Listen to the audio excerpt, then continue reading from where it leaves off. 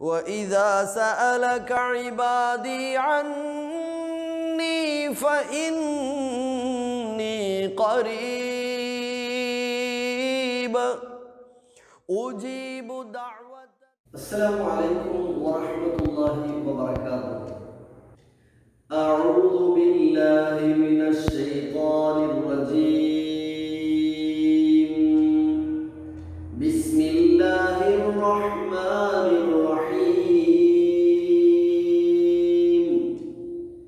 واقتلوهم حيث ثقفتموهم وأخرجوهم من حيث أخرجوكم والفتنة أشد من القتل ولا تقاتلوهم عند المسجد الحرام حتى يقاتلوكم فيه فإن قاتلوكم فاقتلوهم كذلك جزاء الكافرين فإن انتهوا فإن الله غفور رحيم. وقاتلوهم حتى لا تكون فتنة ويكون الدين لله فإن انتهوا فلا عدوان إلا على الظالمين. الشهر الحرام بالشهر الحرام والحرمات قصاص فمن اعتدى عليكم فاعتدوا عليه بمثل ما اعتدى عليكم واتقوا الله واعلموا أن الله مع المتقين.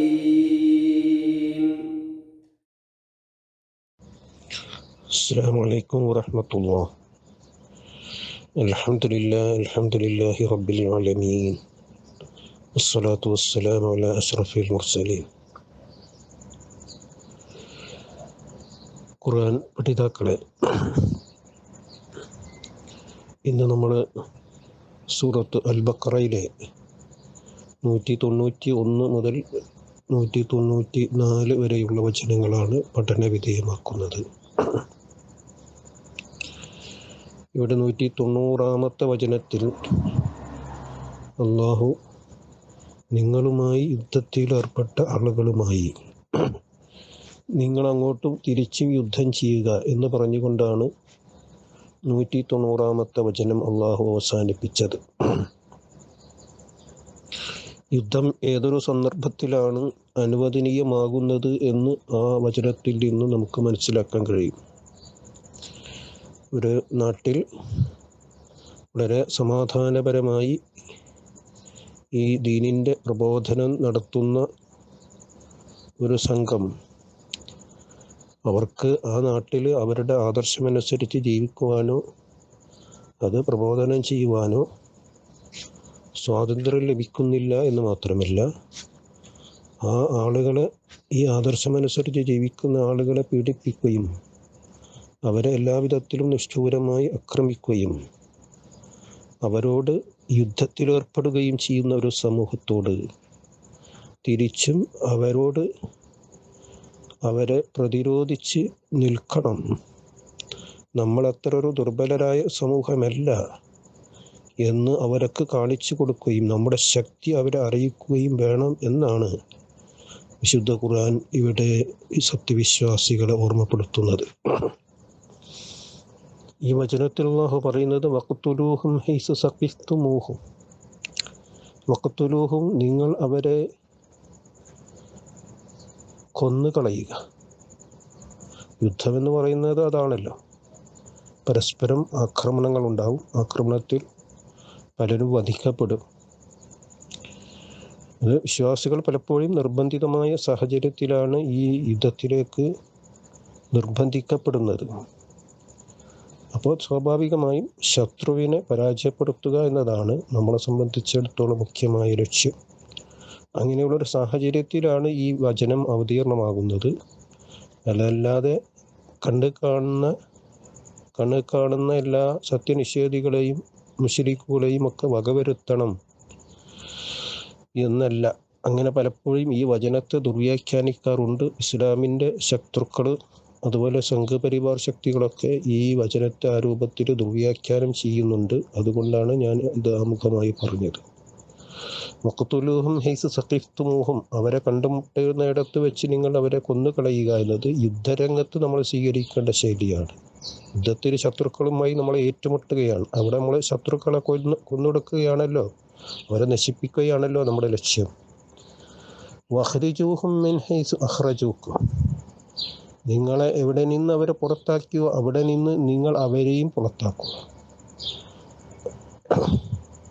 നിങ്ങളുടെ നാട്ടിൽ നിന്ന് പുറത്താക്കാൻ ശ്രമിക്കുന്നവരെ അവരെ അവിടെ നിന്ന് നിങ്ങളും പുറത്താക്കുക.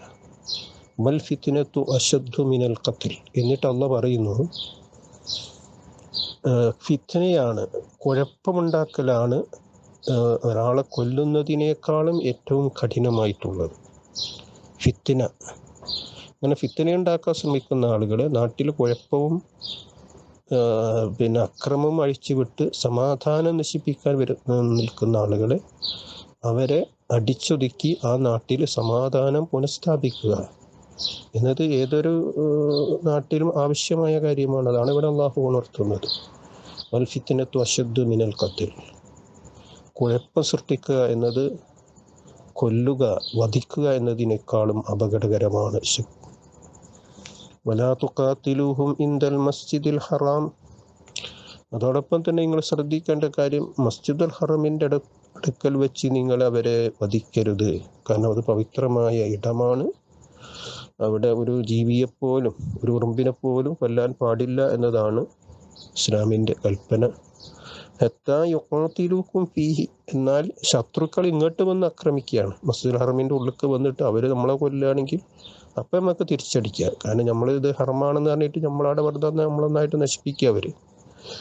അപ്പോൾ ഹത്താ യുഖാതിലൂക്കും ഫീഹി, അവർ നിങ്ങളുമായി യുദ്ധത്തിൽ ഏർപ്പെടുന്നത് വരെ ഇവിടെ മസ്ജിദുൽ ഹറമിൽ വെച്ച് അവർ നിങ്ങളെ കൊല്ലുകയാണെങ്കിൽ നിങ്ങൾ അങ്ങോട്ടും കൊല്ലുക.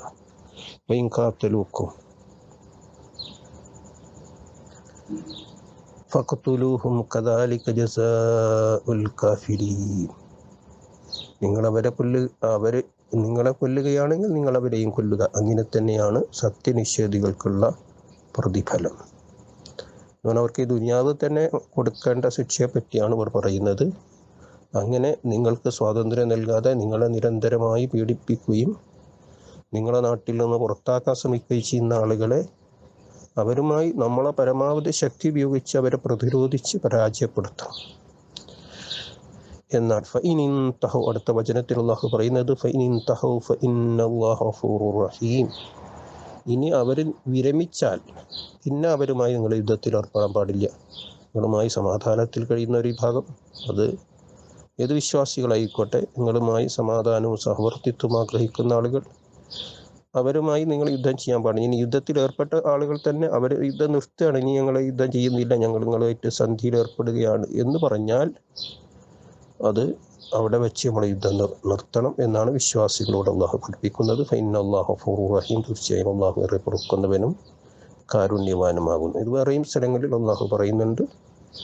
ഇൻ ജനഹു ലിസ്ലിമി ഫജ്നഹ്, അവരെ സന്ധിയിലേർപ്പെടാൻ തയ്യാറായാൽ നിങ്ങൾ അവരുമായി സന്ധിയിലേർപ്പെടുക എന്ന് സൂറത്തുൽ അൻഫാലിലും അല്ലാഹു പറയുന്നതായി കാണാൻ കഴിയും. തുടർന്ന് കൊണ്ട് അല്ലാഹു പറയുന്നത്, വഖാതിലൂഹും ഹത്താ ലാ തകൂന ഫിത്ന, നാട്ടിൽ കുഴപ്പം അവസാനിക്കുന്നത് വരെ നിങ്ങൾ അവരുമായി യുദ്ധത്തിൽ ഏർപ്പെടുക. വയകൂന ദീനു ലില്ലാഹ്,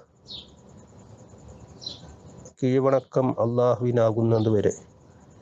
ഫഇൻ ഇൻതഹൗ, ഇനി അവർ വിരമിക്കുകയാണെങ്കിൽ ഫലാ ഉദ്വാന ഇല്ലാ അലൽ ളാലിബീൻ, അക്രമികളായ ആളുകളോട് മാത്രമേ നമുക്ക് ശത്രുതയുള്ളൂ.